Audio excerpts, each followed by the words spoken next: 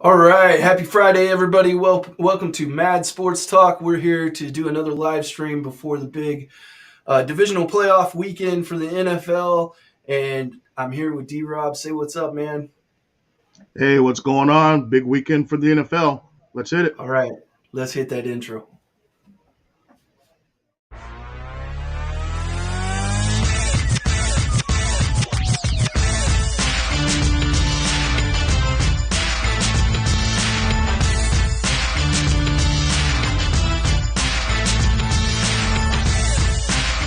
All right. So, still working through some technical bugs there with all this, but we're getting good. We'll get better. I promise, people. I promise we'll get better. What are we We talking will get about better. first? What are we talking about first, All Damien? right, we are going to talk about the Houston Texans, the only team from Texas that's still left in the playoffs, unfortunately, versus the Baltimore Ravens traveling to Baltimore. What's your thoughts, Mick Joe? All right. So this one, I'm excited about this game. I am super excited about the young Texans. Let's be real, the Ravens are a really good football team. I am going to pick the Ravens because they deserve that, and they deserve their flowers. They deserve their respect. They're a solid football team, but there are some things going on with them. We thought maybe Andrews would be back, and it looks like he's not going to be back. They didn't activate him off of the IR. He's in his window, but they've been without him for a while, so that's not a big change. It was just kind of a hopeful thing that's a big piece of their offense, and it would have been nice for them to have him back. Um, Marlon Humphrey out for this game. He was also That's out that's big. earlier this year when they played the Texans, though. But yes, it is a big thing. I don't want any of the Texans fans to think I'm disrespecting them because the Texans are also a fantastic football team, and everybody that's watched the couple shows that we've put out has heard me say CJ is a beast. The dude's phenomenal. I love the kid. He's fantastic. It would not surprise me if the Texans could figure out a way to get this done. But I am going with the Baltimore Ravens. I think Lamar Jackson is laser focused, and I'm excited to see this game. This is maybe, besides the game that I have vested interest in, this is the most exciting game for me to watch, other than the Chiefs Bills. Well, I mean, you're going to have a little bit of vested interest in it too, with seeing who the Chiefs might possibly be playing this weekend. So we'll see how that goes. But I'm in love with this game as well. Baltimore all year probably has been the best team, top to bottom. I think we can agree on that as far as that goes. With C.J. Stroud, love the kid, love the rookie. Would love to have them in the other city in Dallas or in Texas in Dallas as a QB, especially with this calm collectiveness. The guy balls, makes throws off platform, does everything that he should. But the way I see this game lining up, I think it's going to be a Baltimore Ravens victory. I think they're going to jump up on them early. Hamilton's going to be a loss because Houston likes to go for some big plays, and that is the one weakness that this Baltimore Raven defense probably does have is the big playability. But I can see Baltimore going up early on them, and then C.J. Stroud making kind of a little bit of a late rally, kind of getting them a little bit back in the game. But I think the Ravens defense is going to hold up nice and easy for them, and I think this will be a victory for the Baltimore Ravens. Very happy with what Ryans is doing in Houston. That guy's been phenomenal. I've had some people say that he shouldn't have took that job based on what Houston was doing with their previous coaches and things to that effect with it. But that guy has gone there and done a phenomenal job. I mean, absolutely phenomenal.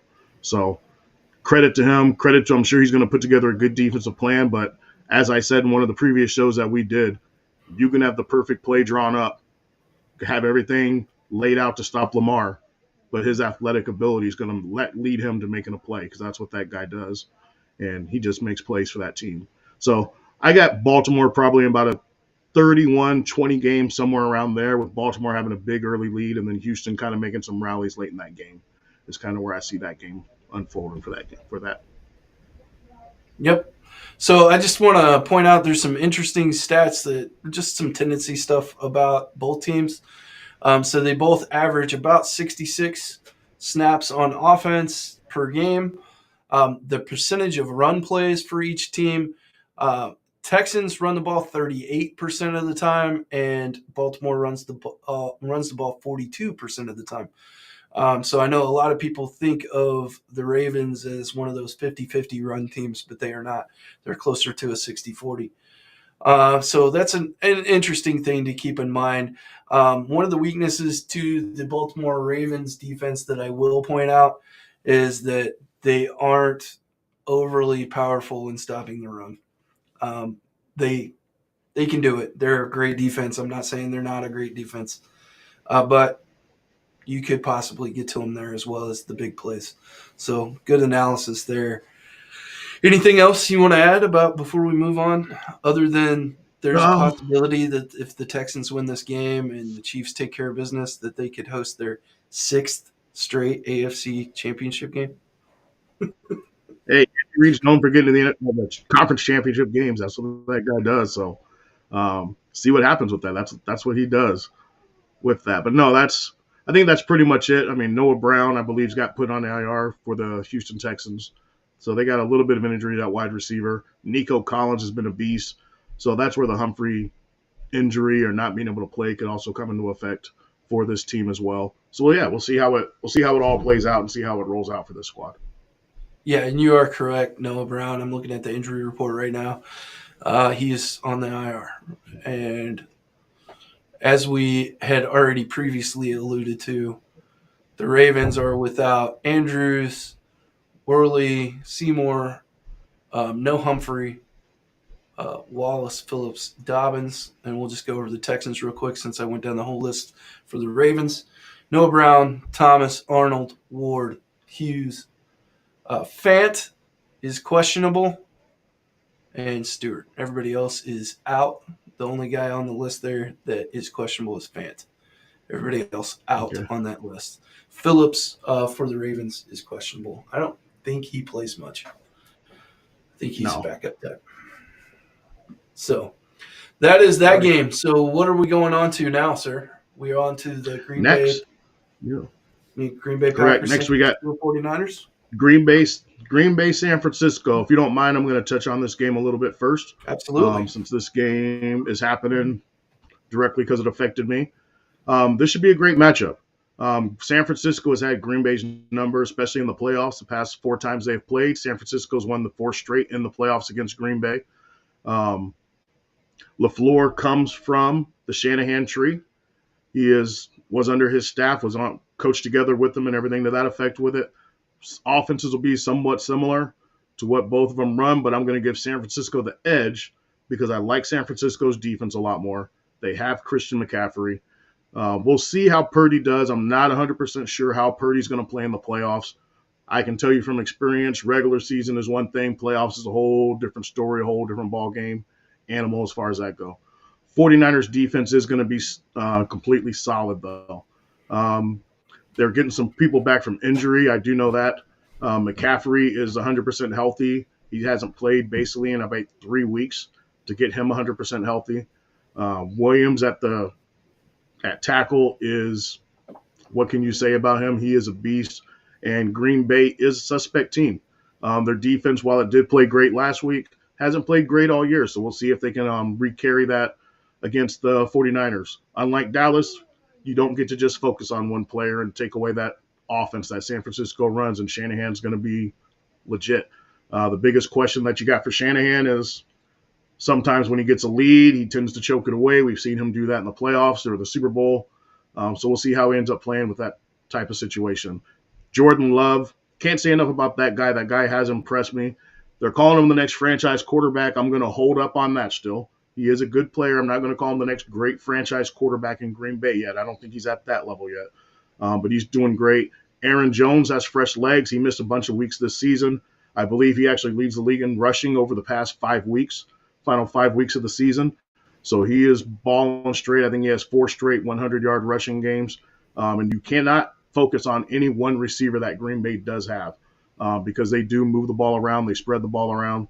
But I'm going to lean towards San Francisco in this game. I think it's going to be tighter than what some people think. But I do like San Francisco in this. What are your thoughts? Yeah, I agree with you completely. I will say you talked about the Ravens being the best top to bottom team in the NFL. And I know the Ravens beat the brakes off the 49ers. I get that. I still think the 49ers roster construction makes them the best overall team because of their balance. They're just so good from top to bottom. But something I would like to point out about the upcoming game, Dre Greenlaw, one of the best linebackers for the 49ers, is questionable. We don't know if he's going to play. That's a big impact to that defense if he's not out there. So just keep an eye on that one. The Packers, A.J. Dillon may not play, and the big one there is Jair Alexander may not play. So that's a big one, especially facing that 49ers offense that's been so very good, especially passing efficiency wise. They don't pass a ton and they don't need to, but when they do, it's very effective. Very effective. They lead the league in a lot of passing stats because they're so good at it when they do it. So just keep an eye on that stuff, man. Keep an eye on that stuff. And then Yeah, also, I mean the one thing. no, go ahead. Sorry. No, I was just saying the one thing we still got to see with Purdy is how he reacts in a pressure situation. Now that they're the favorites, he can't even play that underdog role as being the final pick of the draft, Mr. Irrelevant. That's out the door for him at this moment and everything else. They have the best record in the NFC. So now let's see how he handles this pressure if this game gets tight a little bit. And that's the one thing I'd like to see from Purdy still. So real quick with that, I just want to bring up some of those same stats that we talked about in the other game. As I talked about with the 49ers, they average only 64 snaps on offense, so a couple less than most teams. And then also their run percentage, they run 45% of the time. They're one of the only teams in the league that's nearing that 50-50 balance, if you want to call it that.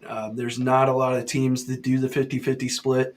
The 49ers are probably the closest. I'd have to look at the stats, maybe the Titans, other teams like that. But as far as good teams, the 49ers are maybe the highest run percentage team out there. So watch for them to run the ball. If they get that established and get their play action going, it's going to be a long day for the Packers if they get that done. What can the Packers do to win the game? They can break the coverages. They can break the coverages. If 49ers choose to run that match coverage, they can come underneath of some stuff, crossing routes and stuff like that, that breaks the rules of the coverage. So hopefully we'll get to see a chess match because that's what I look forward to. But I think the 49ers walk away with this one pretty easy. What I'm curious to see is if Green Bay starts with the ball again. The 49ers are also kind of considered a little bit of a front runner team. Yep. There's not many games they've had to play where they've had to come from behind or play it tight or anything to that effect with it. So I'm curious if Green Bay starts off with the ball and tries to march straight down the field and get that lead again and flip the kind of tone that they want to set on that type of thing. We've had talks. Or go ahead. Real quick, I was going to ask you, when do you think that changed? Because it seems to me when I was a kid watching football, everyone elected to receive. Like that was just what you did. I think it's when they added the defer option. It wasn't always an option when we were younger. Yeah. If I remember correctly. Do you remember and then once they when added they added that defer? option, I really don't. I wish I And could defer remember is the time such a frame on stupid that. thing. Like I think McAfee and them guys were talking about it one day where they're like, if you don't say defer, obviously if you say kick instead of defer, you should end up kicking Yes. twice. Yes, that's the rule with it, technically. If But you win the toss and say we're going to kick, then the team that lost the toss gets the choice at halftime. yeah. And I felt like maybe the biggest nerd around when I went to the Chiefs Raiders game on Christmas Day, and obviously we got our asses kicked around. But that game started out with the with the coin toss, and the Raiders dude saying we want to kick, and then the referee said, "Okay, you want to defer," and I was like, "No, that's not what he said, man. Hold him to it." No, it's not. Right. Like I felt like the biggest nerd in the stadium because I was jumping up and down, like, no, we get the ball twice, man.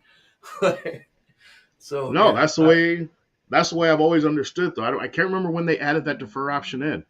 yeah, I wish I could remember because I don't remember it because it used to be when you won the toss, you always took the ball first normally when you won that right. toss, unless it was inclement weather and the wind was really going to be effective in the game.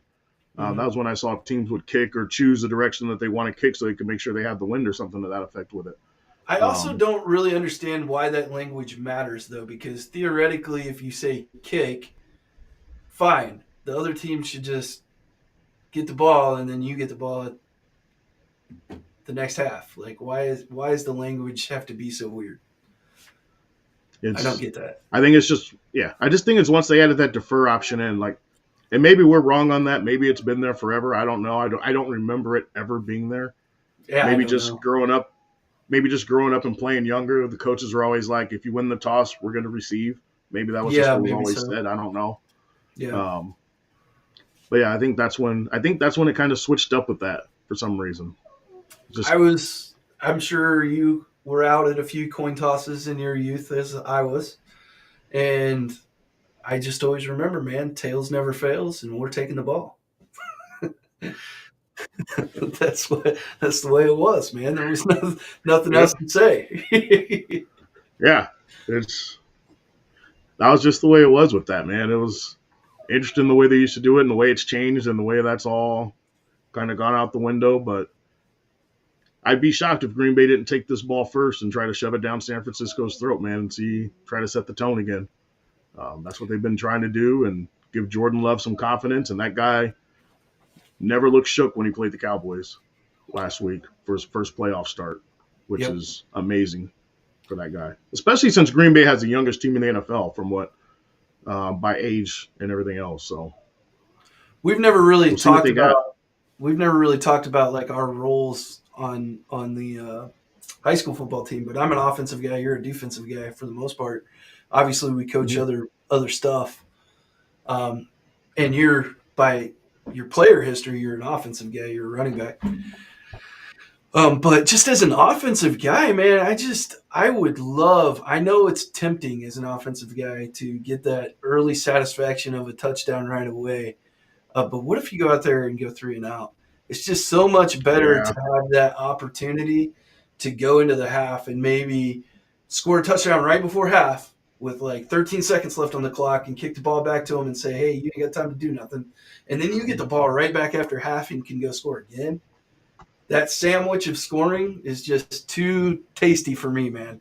Too tasty. I it want it, that it, opportunity. it very much is. Um, but I've always thought the hardest drives for a defense to stop are the first two drives of the game.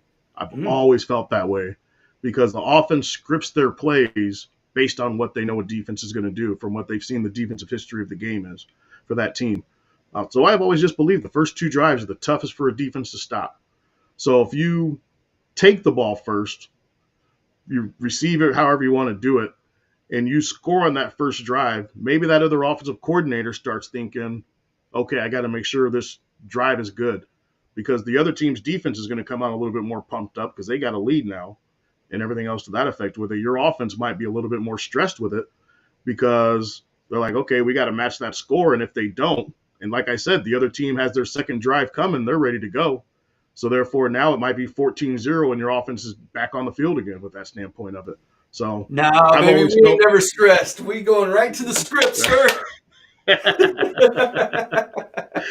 Oh, never But stressed. I Never have. stressed. I've always felt that those first two drives are always the toughest for the defense to stop because the offense has a good set in mind what the defense is Yeah. going to do for those first two, and the defense then has to adjust to what that offense is kind of the way they're attacking them a little bit. So Yeah. I've always kind of felt that with that. Yeah. Just my thing too. I don't call plays on varsity nights. That's not my thing. I give suggestions sometimes, but um, at the freshman level, I am a play caller. I'm the offensive play caller, and I know that's a much lower level, but just my thinking is yes, I always have kind of a script in my head, even at the freshman level. Varsity is much different. We're very prepared at the varsity level, but even at the freshman level, I have a script in my head and I stick to that, and it has the benefit of forethought. It has the benefit of, yeah, okay, they're running this. This is what I want to get to. If I get to this, and it's kind of it's a plan, right? Like if everything goes according to plan, like sometimes it does, man. It's a beautiful day if you get to go to play 15 on your script and you didn't have to go off script one time. That's a beautiful day, and that is tough for a defense. Doesn't always go that way. Sometimes you get off script early and you got to try to come back to the script or whatever. But as an offensive guy, yeah, those first two drives, if you get to do 2 drives and 15 plays, ooh, the other team might be in trouble. So to your point there. I have a question because I haven't called plays for offense for a full game or anything to that effect with it. Yeah. Why is it that you have the script is there for what offenses like to do? Yeah. Why does it seem like after that script is done, it's like those plays are rarely gone back to? Like I know some of it's to see what's going to work, what's not going to work. I know some of it's that way.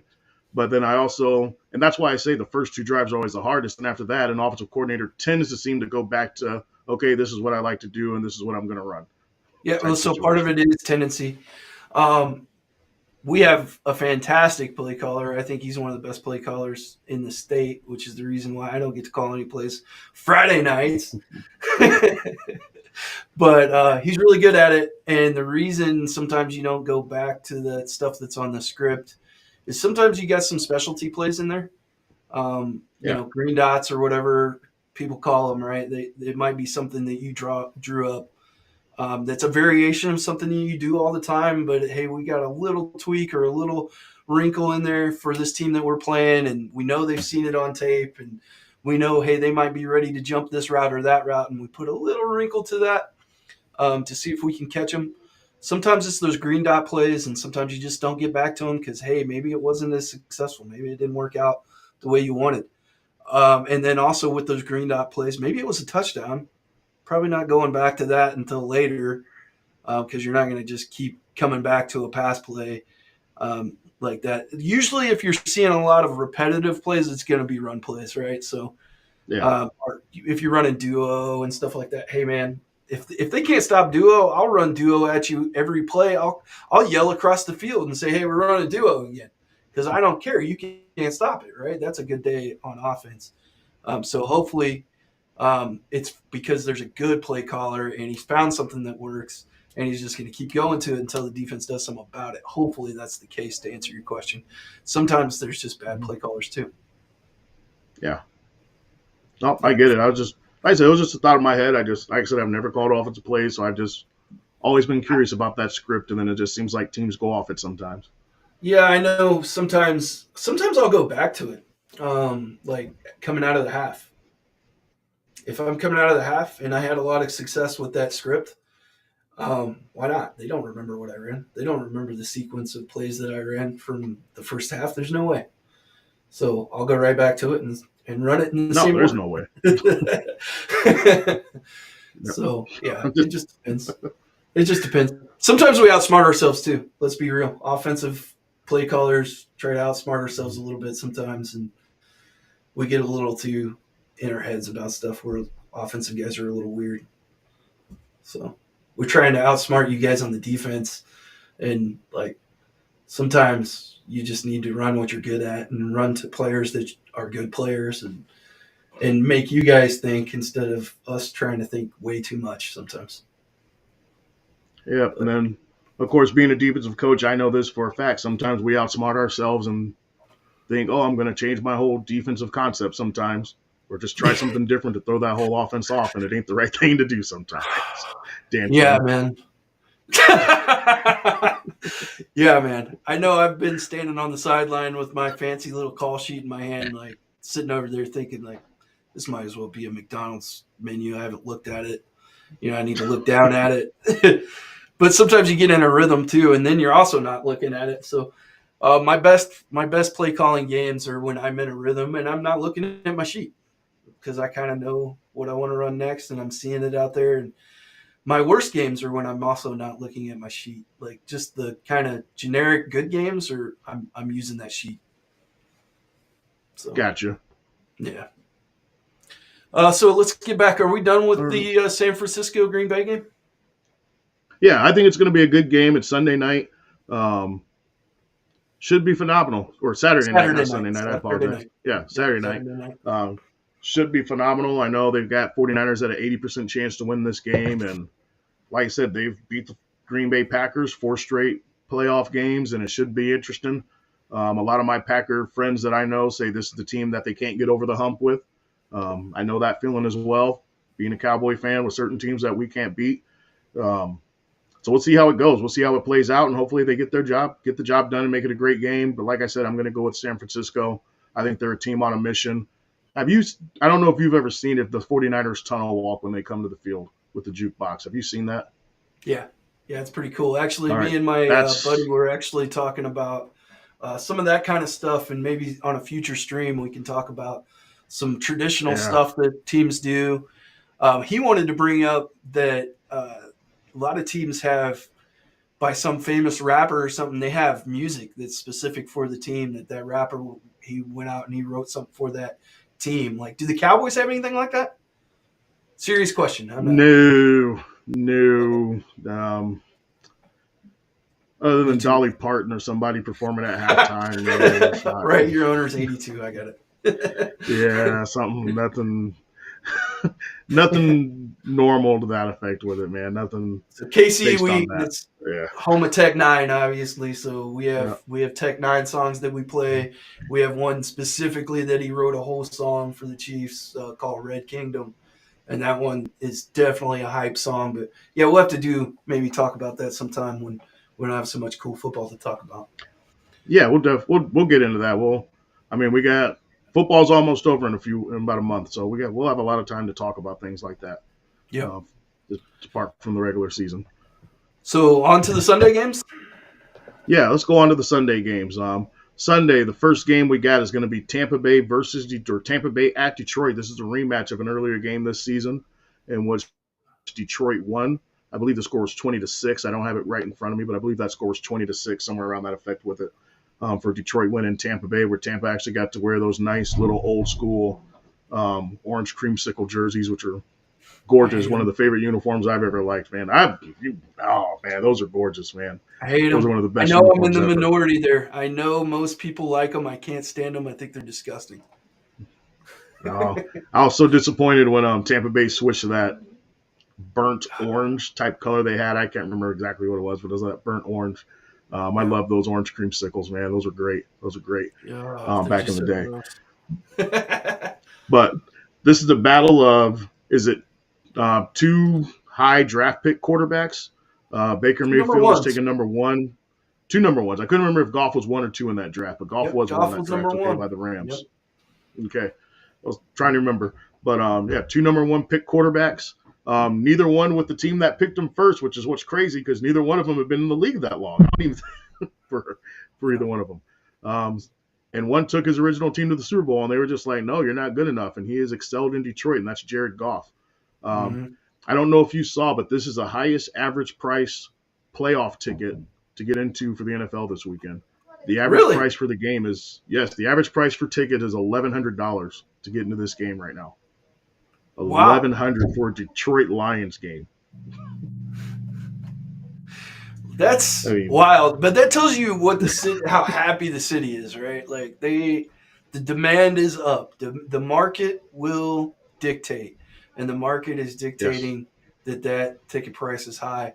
That means everybody's excited to get into the game. So hey, good on them, man. I hope they have another great win at home. I'm pulling for the city of Detroit. I think that's a city and a group of people that needs some more winning. They need some more winning. not the most. Not that I hate Tampa Bay or Baker, but But my thoughts on this game is Tampa Bay's strength is Detroit's defense for weakness. Those big receivers, big play receivers, Tampa Bay got. It's going to come down to can Tampa Bay's line block Hutchinson, or how effective can Detroit's pass rush be against Baker Mayfield this weekend? Because Mike Evans has quietly had a very, very good year. Um, no real spectacular plays where you see him breaking a lot of tackles. The guy just gets open, makes the catch, does his job. Um, so looking forward to see how Tampa Bay approaches this. Their running game is pretty much non-existent. They don't. they throw in a run here and there just to try to keep you honest a little bit as far as that goes. But this is definitely going to be, I think it's going to be a real close matchup. I don't, and by any means, think Detroit's going to blow this team out or win this game by a bunch or anything to that effect with it. Detroit, to me, got lucky to beat the Rams last week. McVay, I thought he should have went for it instead of punting the ball with 5 minutes to go in the game. We've talked about that last podcast. So we'll see how Detroit responds. Detroit's going to come out very emotional. Can Tampa Bay survive the emotion is going to be the big question. And you do know Baker Mayfield's mindset is that he's going to be able to handle it because that guy has gone into pressure situations. I don't think he's ever backed down from any situations, never shied away from any situations or anything to that effect with it. So he's going to be ready to go. He's 2-1 in the playoffs. That's his record as a starting quarterback in the playoffs is 2-1. So he's getting the job done. And I think the game he lost to the Chiefs wasn't his fault, if I remember right, that year in the playoffs. I thought he played solid against the Chiefs in that playoff game in Arrowhead. So he just ran into a buzzsaw, man. Like that game, they came really close to winning that game. They did everything anybody could expect them to do. I think that was that to 2018 or 2019? I believe so. That's the game isn't that the game Mahomes got hurt at the end? Mahomes got hurt on the end, and Henne had to come in and actually make a first down to seal that game. If I remember right. And Henne, because we did a sprint out to Tyreek Hill on 4th and 2, I believe. Yeah. The little sprint out there. We run that all the time on 4th and 2. By the way, if you're in a 4th and 2 against the Chiefs, watch the sprint out. It's coming. But it might be out of a different formation. It might be some window dressing on it, but it's coming. We still run that even without Tyreek. But yeah, that was that game. That was a phenomenal game. Not to get off subject here though, I got a few things about last time they played. You were correct. Detroit won that game 20-6. Was the final score in that game, and then it was a weird game because neither one of those teams could really run the football. I just want to run some of these stats off to you. For Detroit, they tried to run the ball. They had 22 attempts for only 40 yards, 1.8 yards per carry. And then for the Buccaneers, they ran the ball. They didn't really try as much, 16 carries, 2.9 yards per carry. So neither team really got the running game going. The difference in the game was the quarterbacks. Jared Goff went clean off in this game. Just to give you a heads up on what to maybe expect. He threw the ball 44 times, 30 completions, 353 yards, 2 touchdowns. Mayfield threw the ball 37 times, completed only 19 of those, 206, 0 touchdowns and a pick. So rough day for Baker Mayfield and the crew. I feel like they are not the same team that they were back then, so I don't think we'll see the same result. I think both teams are better. And we're going to see a closer game. I agree with you. This one has the potential to be surprisingly the best game of the weekend and the closest game of the weekend. I'm going to go with Detroit. And one of our fellow coaches is a Lions fan, so hopefully that goes well for him and his squad, man. But it should be a fun one to watch. I like the matchup, like you said, with the big receiver, Mike Evans, and the other guys there in the receiving core for Tampa Bay. So could be cool. Yeah, I definitely agree with you on that. I think Detroit's going to pull this off. But the one thing that Tampa Bay will do to Detroit is they're going to put pressure. Todd Bowles was the 3rd most pressurized quarterback this year in the league, or pressure defense this year in the league. Detroit, Jared Goff himself struggles when he's facing pressure. His QBR rating drops completely down when he faces pressure. So we'll see how he ends up handling that. The biggest key to this game is going to be how Tampa Bay handles Detroit's run game, and Tampa does have one of the top run defenses in the league. So if Tampa can handle that, force Detroit to get into passing situations, it's going to be a little bit tougher for Detroit to definitely win this game. So I'm looking forward to it. Be extremely excited to see what happens with this game, and we'll go from there with it, man. It's the early game on Sunday. I think people are going to have fun with this game, and I'm excited for Detroit fans. haven't been in the playoffs or haven't been in an NFC Championship game since 1991. Let's see if they can get in there. They're going to have a lot of celebrities there. Eminem's going to be there, I know, from what I hear again, and things to that effect with it. Seems like everybody, all of a sudden, everyone was moving away from Detroit. Now everyone's starting to come back to Detroit now that this team's starting to win some games, man. Yeah, for sure, man. I just want to show some stats real quick to support what you're saying because you're absolutely right about Jared Goff. So the people hopefully can see right there. He's got a great PFF score, which we can talk about some other time. I don't really care about PFF scores. We'll go to the QBR though. In a clean pocket, he has a 116.3 quarterback rating, which is fantastic. That's among top in the league. But all of a sudden, when he's under pressure, it goes down to 62.1. That's a huge, huge It's a huge drop. difference. Huge difference. Just to compare it to Baker's, there he's 102 in a clean pocket, which isn't as good as Goff, but he's 78 under pressure, much better under pressure. So if Yes. this becomes a game about who's going to pressure whose quarterback, and they're both pressuring each other's quarterback, then Baker wins that one. And So I'll ask you this question. If it came down to the fourth quarter, QB's got to make clutch plays. Which QB do you trust more? ain't no question in my mind, man. Give it to Baker. He's a gamer, dude. Yeah, He's exactly. a gamer, bro. That's what I'm saying. I know Goff has gotten to a Super Bowl and everything to that effect with it, but Baker's the guy that I trust in those situations. Yeah. He can easily throw this game away for Tampa Bay, but I believe he's going to make the plays. He's going to raise up. He loves a challenge. He loves getting in people's faces. I'm still going to lean toward Detroit because Dan Campbell has done a great job with that team. He's building them up, making them tough. They are fighters. I'm going to lean toward Detroit, but don't be shocked if Tampa Bay makes this close and has a chance to win this at the end. And to be clear, it's not because I don't trust Goff. Goff's a good quarterback. It's just if I got to pick between the two in a clutch moment like that, something about Baker, man. Like he's got a warrior spirit, dude. He's got a warrior spirit. I love it. Would love to coach a guy like Baker. He makes plays. He's clutch, and he's not going to back down. He's not going to shy away, and he's going to try to make that throw. For sure.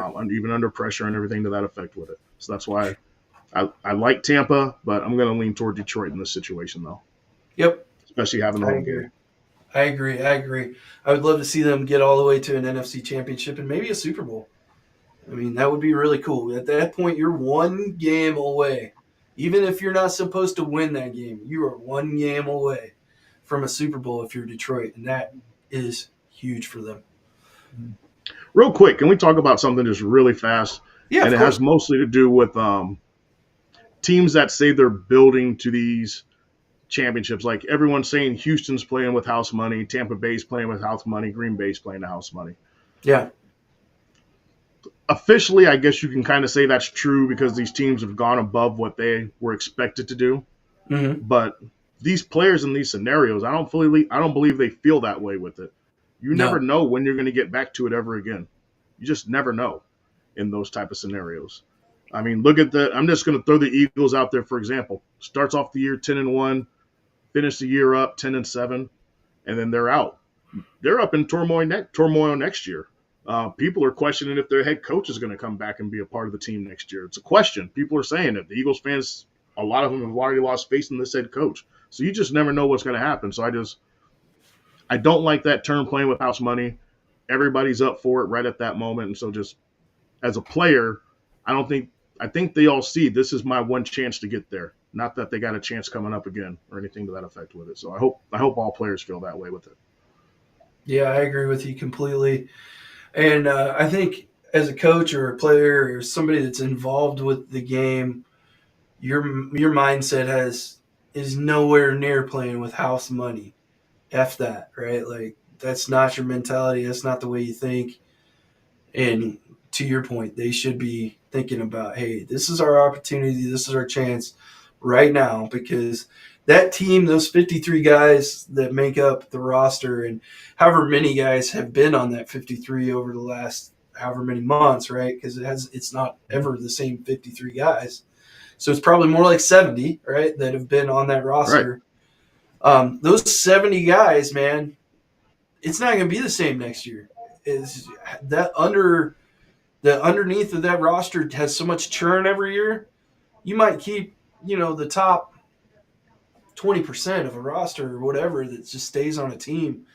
But so much of the roster churns. And just looking back to the Chiefs' first Super Bowl win, within recent memory anyway, um, like there's hardly anybody left on the team from that Super Bowl, and that wasn't that long ago.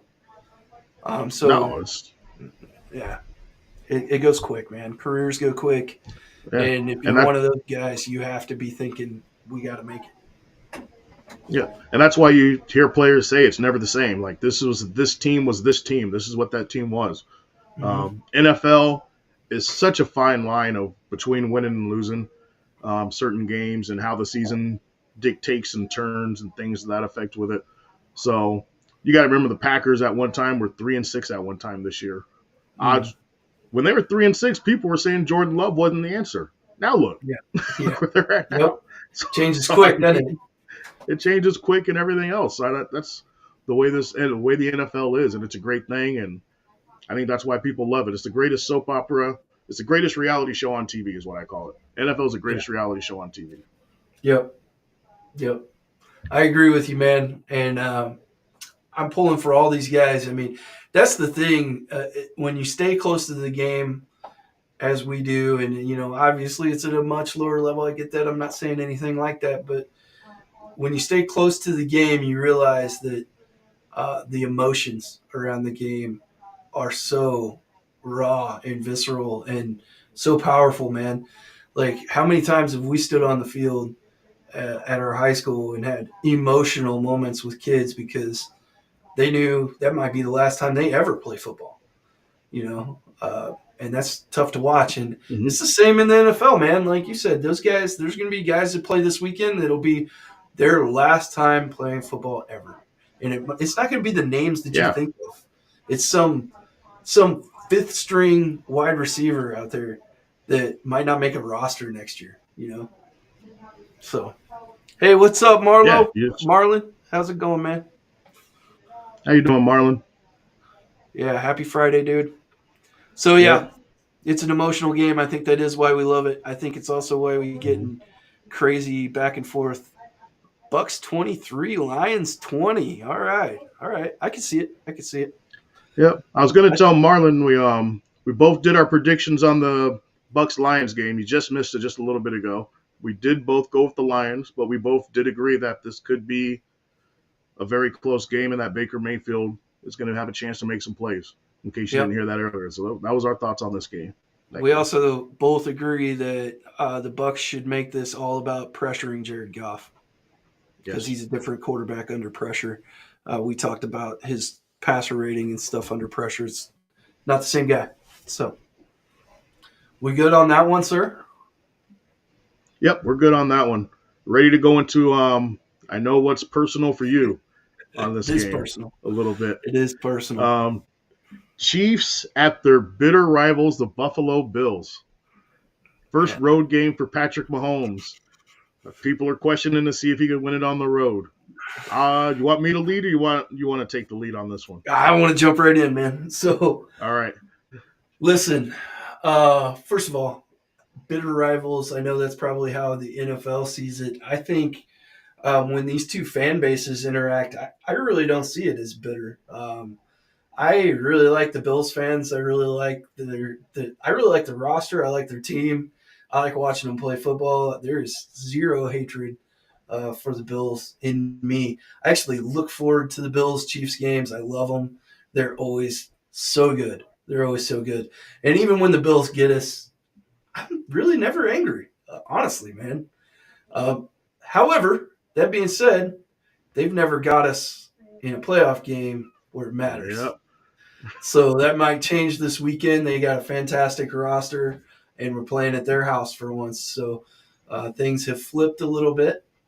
But I would like to address the whole, hey, can Patrick Mahomes win on the road thing? Um, we don't know yet, right? It's his first one, and I know there's a group of people out there that just hate success and they hate people that are good at things, and they're waiting for Patrick Mahomes to stumble. Like, dude, it's been 7 years. He's already in the Hall of Fame if he retired tomorrow. Sorry. Agreed.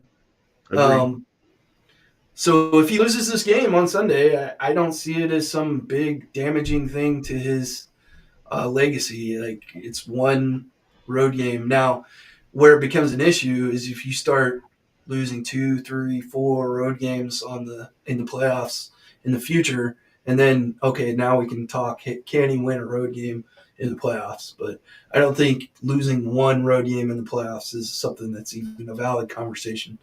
It's just a thing. So we'll see.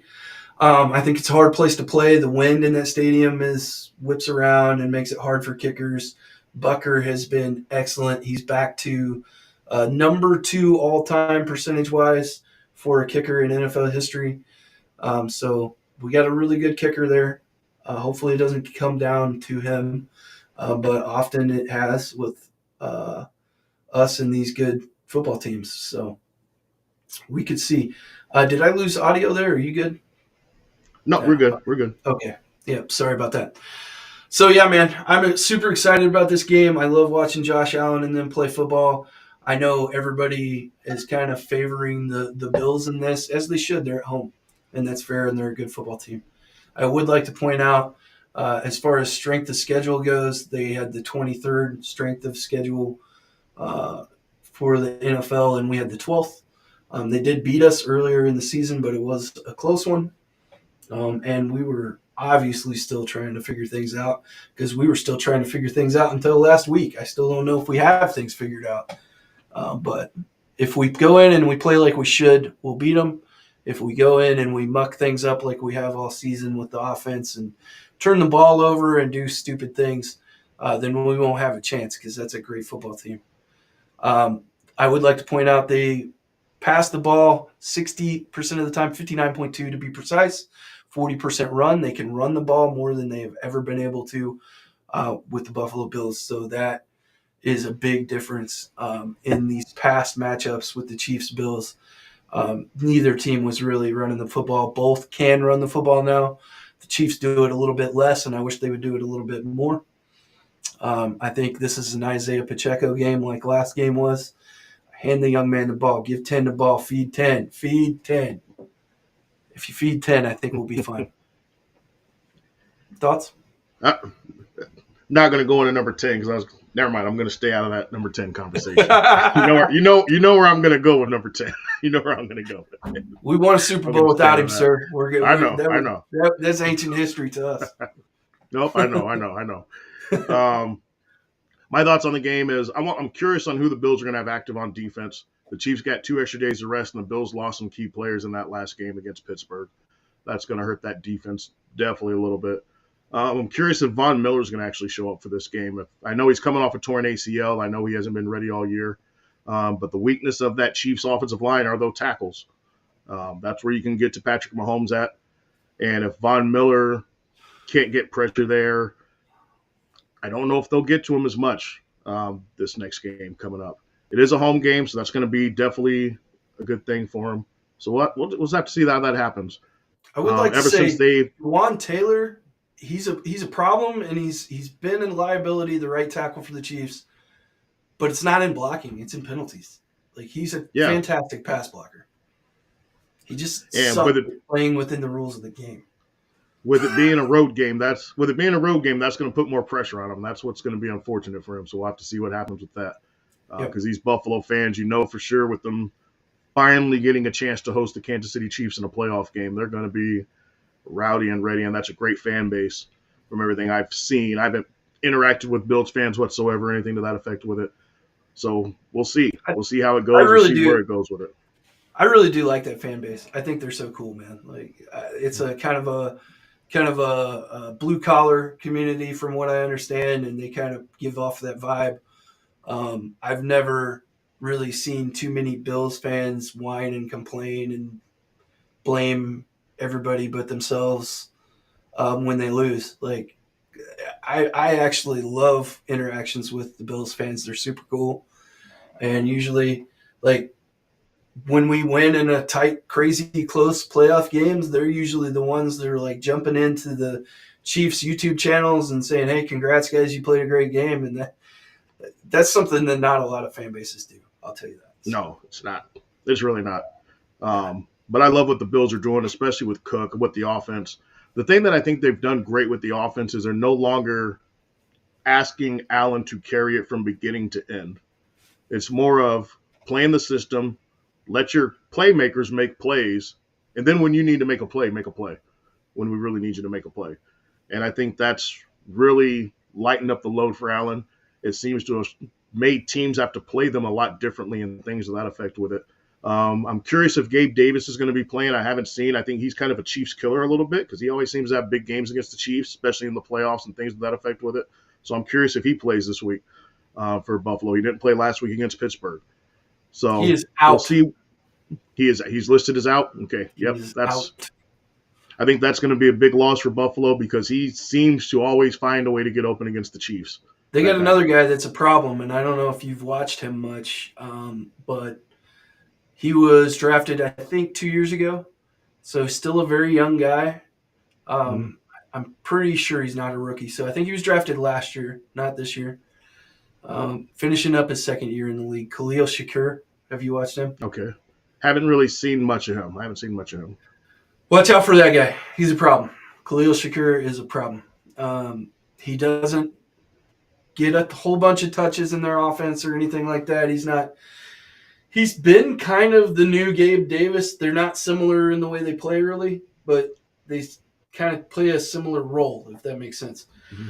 Not touching the ball a whole bunch, but they'll have a game-breaking play here and there. They're kind of the X factor, if you will, in the offense. Khalil Shakur has been that guy for them this year more than Gabe Davis, and I think Gabe Davis is on his way out in Buffalo. I think maybe he's possibly played his last game in Buffalo because he'll be a free agent.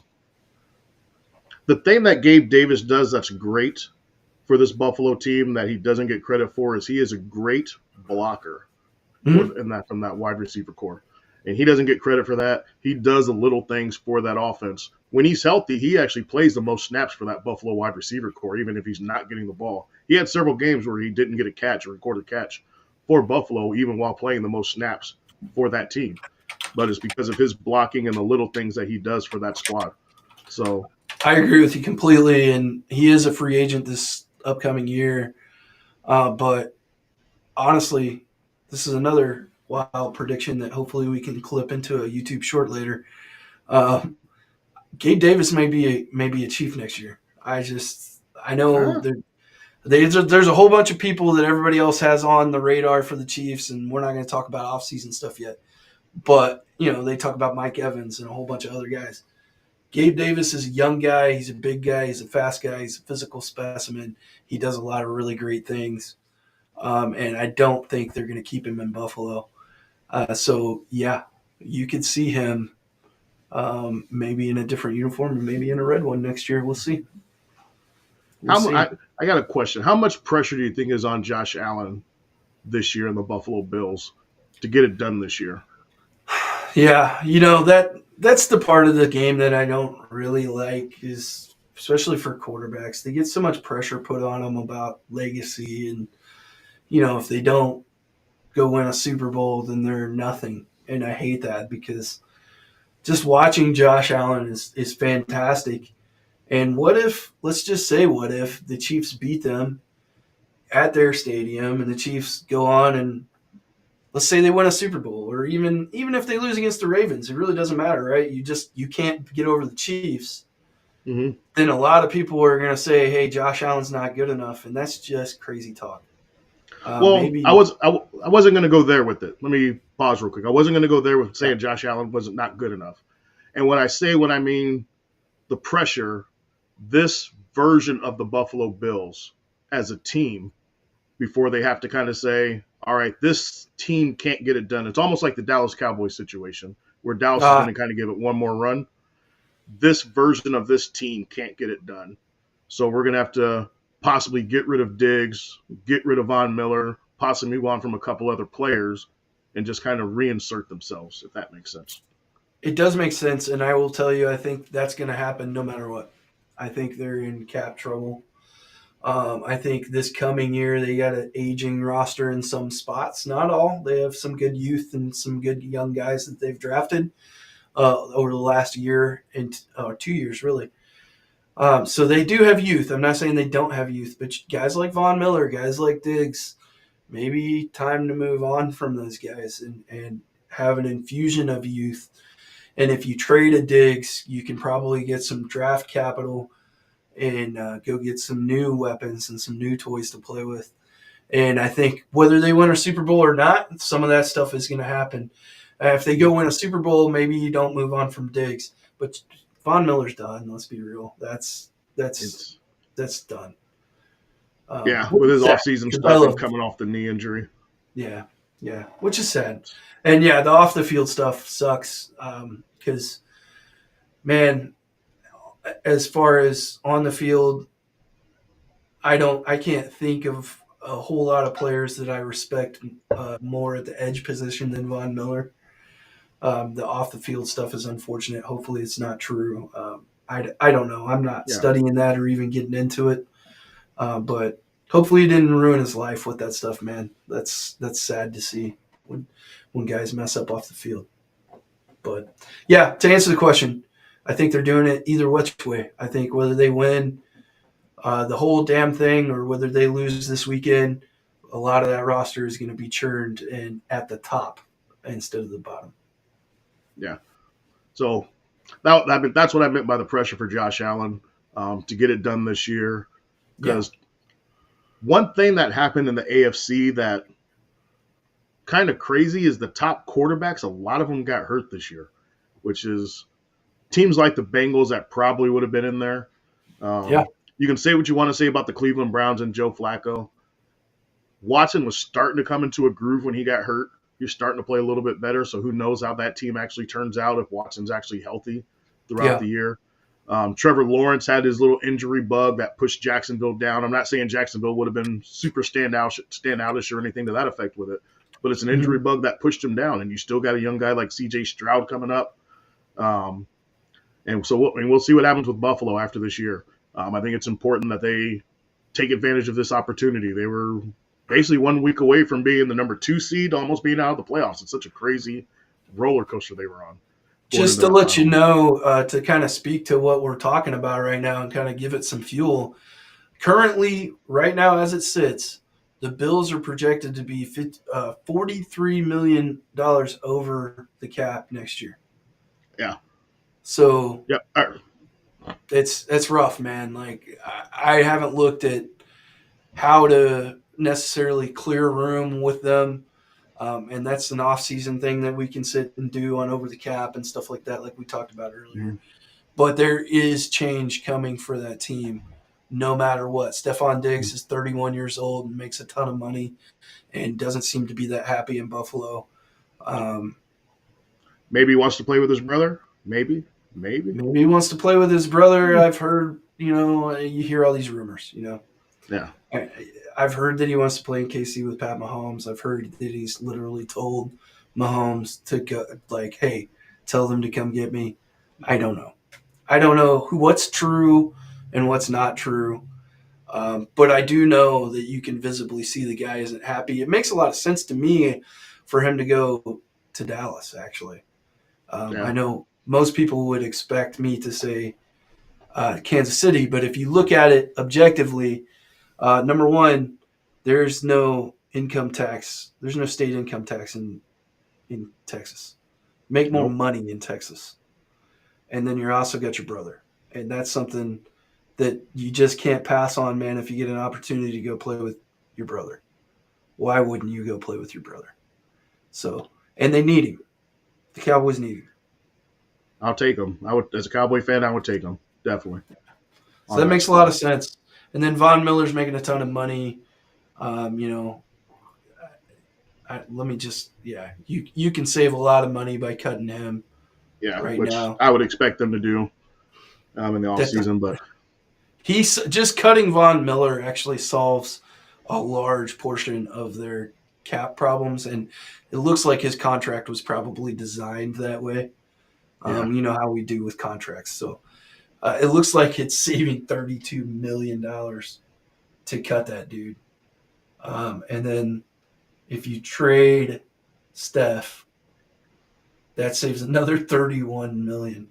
so yeah, though Salary cap's not real anyway, as I like to It's say. not real. It's not real, Not man. real. You can, So just in 2 moves there, I got them under the salary cap. So yeah. like, if you're a Bills fan, don't panic.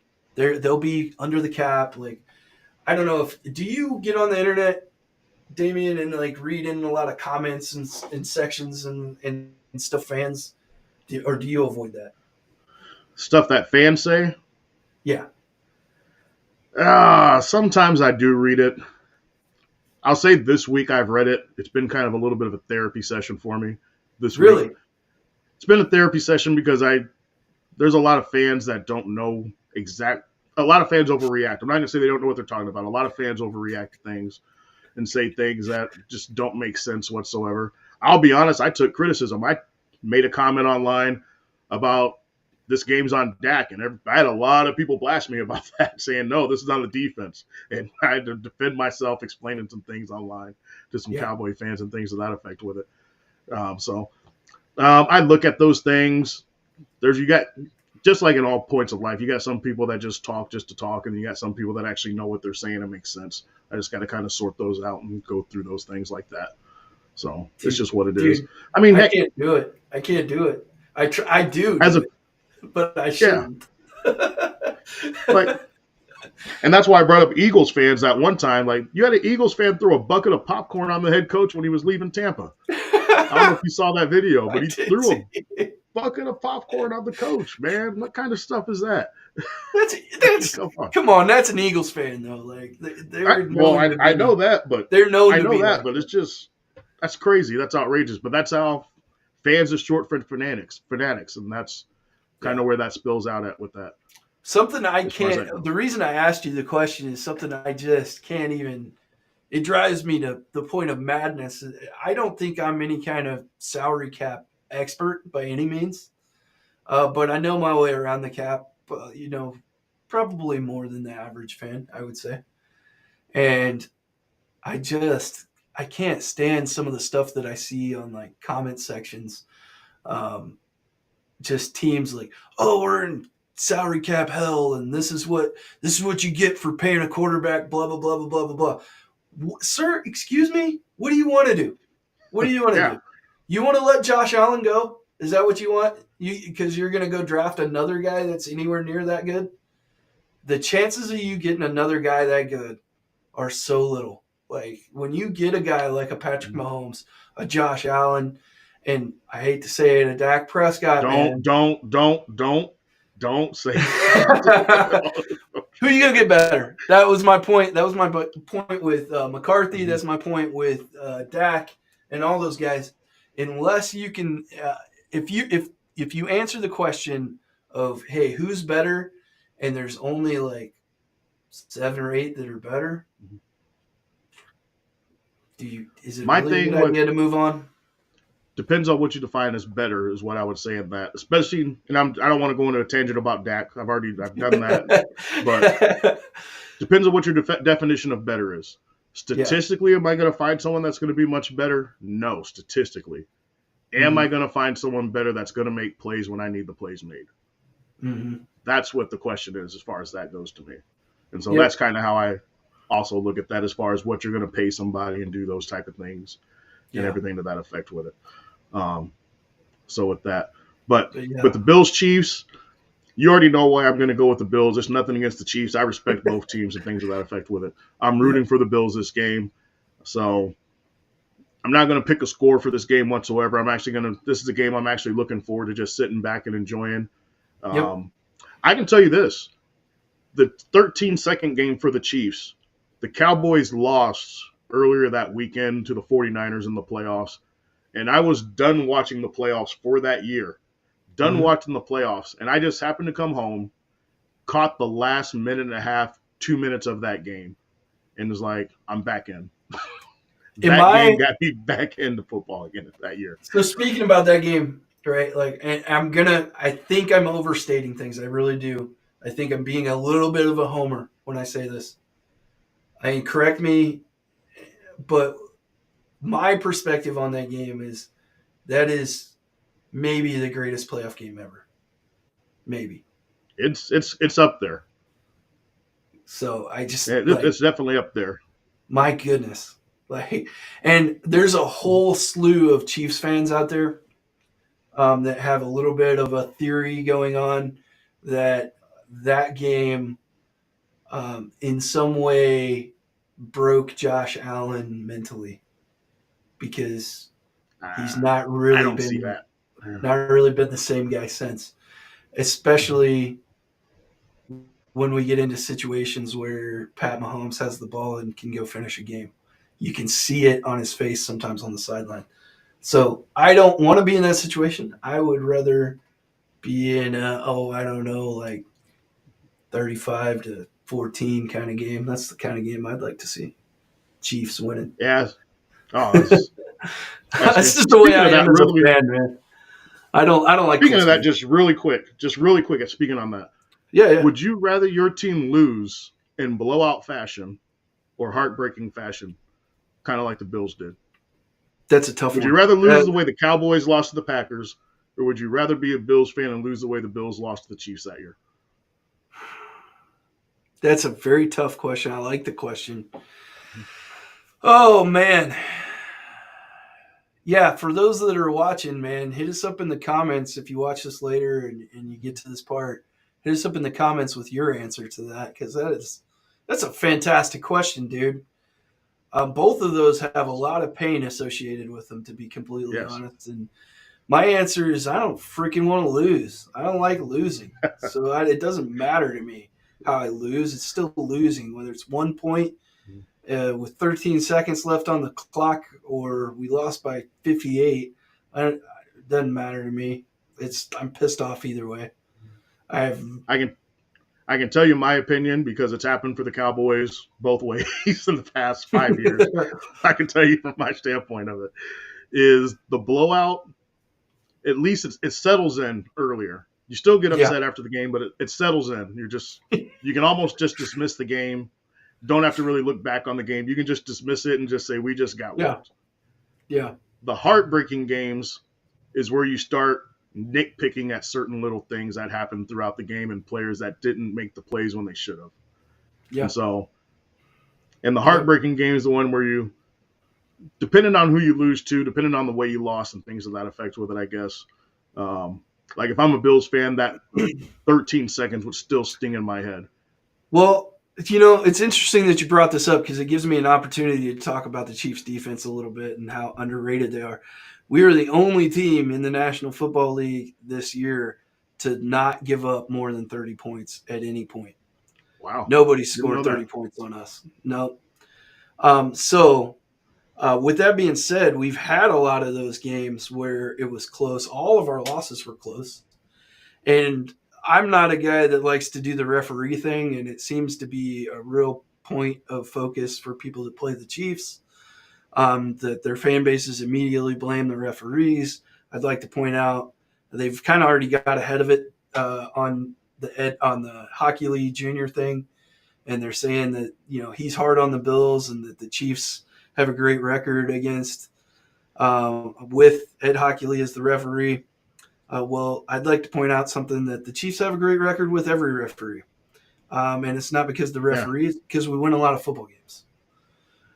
So, like, it's nonsense. And yes, Hockey League has been tough on the Bills, but last week the Chiefs played a game with the guy that is the toughest on the Chiefs, and we won. So, and the Chiefs are also one of the more higher penalized teams. I don't know where they sit on the rankings. I'd have to look it up. But we've not been good as far as penalties this year. We've been highly penalized, way more than we normally are. Well, that's So because of your boy Taylor. it is partially I because mean, of him. I mean, it is. It's your boy Taylor. He's a big part of it. And they Yeah. said something in the game last week where he is now officially like the most penalized offensive player in the last 20 years.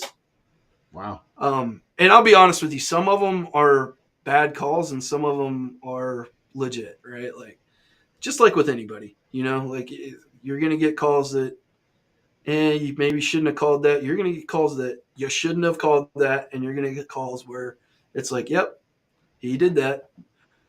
With the lining up stuff, he's had that solved now. He hasn't had any issues from what I've seen. He's been lining up properly and on sides. He does start early, but Lane Johnson has done that for years and never gets called on it. So Hmm. my thing with that is just I'd like some even calls out of the referees on that. If you're going to let Lane kick that right foot back and get into his kick step early, then why aren't you letting Juwan? Because I actually heard an announcer in an Eagles game say that it was legal for Lane Johnson to kick that right foot back and get into his kick step before the ball was snapped somehow, which it's not. I'm sorry, it's not. No, it's not. So It's not. yeah, I just don't. I But don't like the narratives around playoffs and penalties and all that stuff, man. When I look at stuff, it's like, hey, we would probably be damn near undefeated if our guys wouldn't drop footballs. That's the yeah, difference.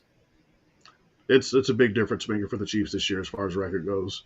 Yep. The games that they receivers drop balls and things of that effect with it. Yep. I know we've been going at it for a while today, but I did want to, in case people didn't see, I did want to let people know that reporting from Adam Schefter that the Raiders are close to signing Pierce as their head coach. They You did. being a Chiefs fan, they did end up signing him? It's official. Yeah, he's signed. Okay, Great it signing. is Great official. signing for the Raiders. I was going to ask you your opinion as a Chiefs fan, seeing how the Raiders have responded and things to that effect with him. I love That, Antonio Pierce, man, and he's a Spags disciple. Played for Spags, and Spags has nothing but great things to say about Antonio Pierce. I loved watching Antonio Pierce when he was a linebacker for the Giants. Really one of my favorite linebackers during that era. And I am excited for that guy. And finally, the Raiders did something right. I joke around a lot. I got a lot of buddies that are Raiders fans. Like obviously it's a rivalry, and we joke around back and forth. But all jokes aside, man, it's good to see the Raiders do the right thing for once, man. He earned it. I thought their guy, the special teams coordinator a couple years ago, uh, he should have got the job. Versace. Yeah, I don't he want to should have butcher got his name. the opportunity. Yeah, He he should should have have. got the opportunity after that year. He should have, and he didn't. So it looks like they've learned from their mistakes for once. Mark Davis learned from his mistake. They hired the correct guy. But how much of that was because Max Crosby forced them to? That's my It could have question. been. It could have been. It could have. It pretty much could have been. But I think Max Crosby felt like he had to after what happened with that previous guy. I think he Yeah, felt like he had to speak up and be vocal with it. Devontae Adams was also vocal with it, saying that he wanted Pierce to be the head coach. So yeah. the guy's Well, definitely made a difference with that team. let me be clear. Like, it's not like Devontae doesn't have a voice. I'm not saying that, and he was vocal about it. But if we're just honest, like Devontae can be moved on from pretty soon. He's getting older. Maybe is not in the future Mm-hmm. for the Raiders. But Max Crosby is a foundational piece. And if you get to a point where Max Crosby's like, I want the hell out of here, then you've messed up. And he kind of put them in a position where he's like, look, hire the guy or I'm out. So good on him because Pierce deserves it. And I think it'll be good for the Raiders. And I hope they allow him the time to fix the team because fans, you have to be patient. And you also play in a division with the Chiefs, and it's not going to be easy. And you're not going to go win the AFC West right away. Maybe you will, because Pierce is a great coach. But if you don't win the AFC West next year, don't panic. Give him some time. Give him some time to create a roster and get the guys that he thinks he needs, so that he can beat the Chiefs twice in a year instead of once. Most So definitely, he's done a great job with that team. Um, like I said, we got a video coming out about me talking about Mac McCarthy yeah, and everything else to that effect with it. And I mentioned the leader of men. Antonio Pierce seems like a leader of men, and hundred that is what percent. I'm wanting the Cowboys to look for in coach. You can't tell me a coach doesn't make a difference because if you look at the way the Raiders played at the start of that season compared to the effort they played in the second half of that season after they switched to Pierce, there's a difference. And to Yep. me, that's what some of the coaching is about and things to that effect with it. It's not always about X's and O's and what you know as far as being on the football field like that. It's about being a leader of men sometimes, especially at that pro game, I feel a lot more. If Um, anything, man, I'll be completely honest with you. I think the Raiders took too long to make the decision. so do I. I don't know what took them so long.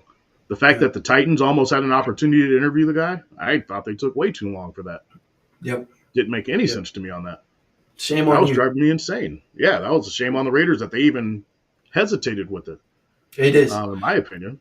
I'm a little upset because honestly, from what Steve Spagnuolo said, we had tried to get Pierce to come and coach with the Chiefs a few years back, and just things didn't line up um, correctly. And it wasn't that he turned them down or anything; just the opportunity, kind of the timing wasn't right. And Spags wanted him to come up in the system with the Chiefs, and I would love if Pierce was not the head coach over at the Raiders and he was still a coach in the building in Kansas City and ready to maybe take over for Spags when Spags steps down. That's selfish though, but I'm happy for Pierce and his family, and that's awesome. Good for them. I hope I wish him nothing but success, except when they're playing the Chiefs. And good luck. And I hope they're the second place in the AFC West every year. Most definitely, Raiders are going to do their thing. Hopefully, eventually, that crowd just takes over that stadium. Vegas is a tough place to take over as a stadium crowd because when most Yeah, people go to road games, if they're going to go, they're going to go to the Vegas game if they get the yeah, opportunity to do it for a yeah. weekend and things to that effect with it. So hopefully that turns around for them a little bit too from that standpoint of it, and Raider Nation starts just taking over that building very much so. Yeah, Is because what I they hope don't will have a happen. real home field advantage right now. They just don't. No, they don't.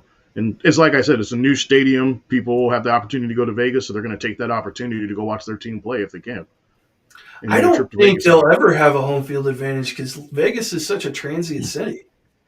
Yeah. Like, what is the population in Vegas in the off season? Do you know? Like right now, what is the population? By off season, I mean when people aren't wanting to fly into Vegas. I know it's all year, but like the winter time, I don't think is their heaviest part of the year in Vegas. Yeah. I couldn't tell you that. I I think can tell most you my, people do summer trips there, right? Like yeah. Funny story for me with Vegas is I trying to remember what the movie was called. I think it was called Pay It Forward was the movie. yep. It was based in Vegas.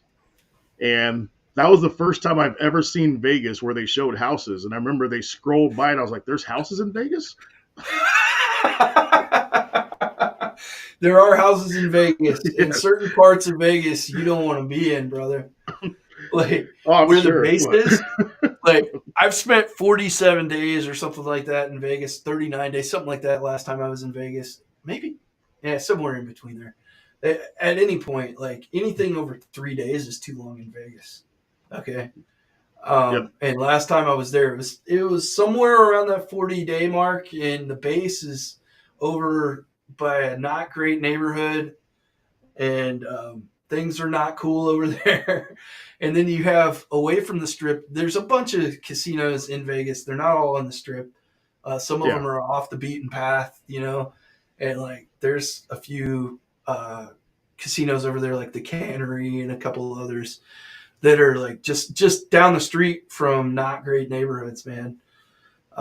So Vegas, I got some stories about Vegas, but we're not going to tell those right now. That's good. All right. Hey, I do got one piece of trivia for you before we wrap it up. Yeah, man. One quick piece of trivia. All right. Jim McMahon, Chicago Bears, great quarterback, 1985 Bears. Yeah. He has 2 Super Bowl rings. Who did he win his second Super Bowl ring with?